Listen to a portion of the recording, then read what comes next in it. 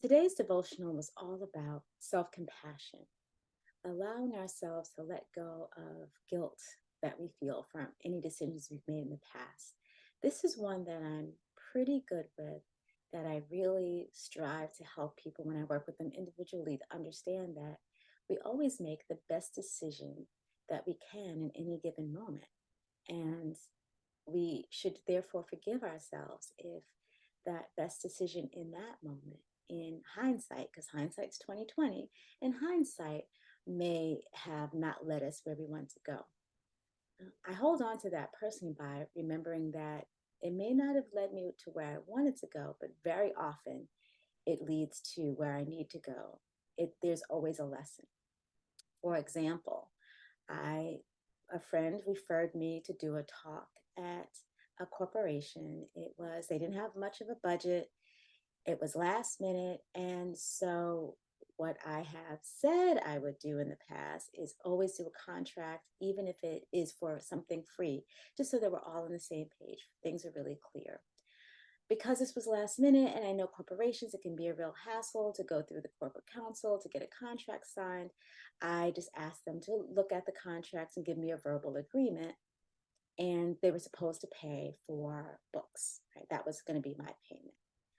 I didn't get enough information ahead of time. So when I went to do the workshop, I needed to do a shorter workshop. This was a lunch and learn, and I hadn't factored in the fact that people would be getting lunch and sitting down. So my 1 hour workshop really should have been more like 30 minutes, 45 minutes.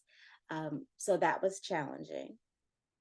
I sent them the invoice. I had to ship the books because it was so last minute. I couldn't get the books in time to bring them. So I had to ship the books. So I paid for the shipping, didn't charge them for that, sent them the invoice immediately, requested a testimonial, because those are the things when I do something that is free or relatively free, I always ask for a testimonial, ask for referrals. And in this case, they were supposed to pay for books. They still haven't paid for books. This is 4 months later. They haven't paid for the books. And one of the things I didn't do was follow up right away. So, or follow up sufficiently right away. I think I followed up 1 week later, but then after that, I kind of forgot all about it, didn't keep it on my list of things to do. So now, 4 months later, I am following up. Could I be hard on myself for that? Yes.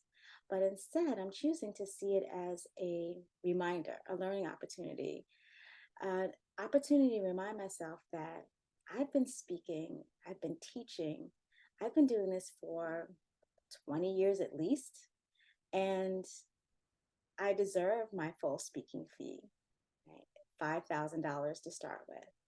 I can still choose to do things for less than that, but the least I deserve is to make sure that my contract is signed so that I have legal recourse if I don't get paid, and to put systems in place for follow up. So this was an excellent reminder to me. I could be hard on myself. I could be beating myself up right now. Why did I do this? Why didn't I do that? But what purpose would that serve? That would just be stealing energy that I need right now to move forward.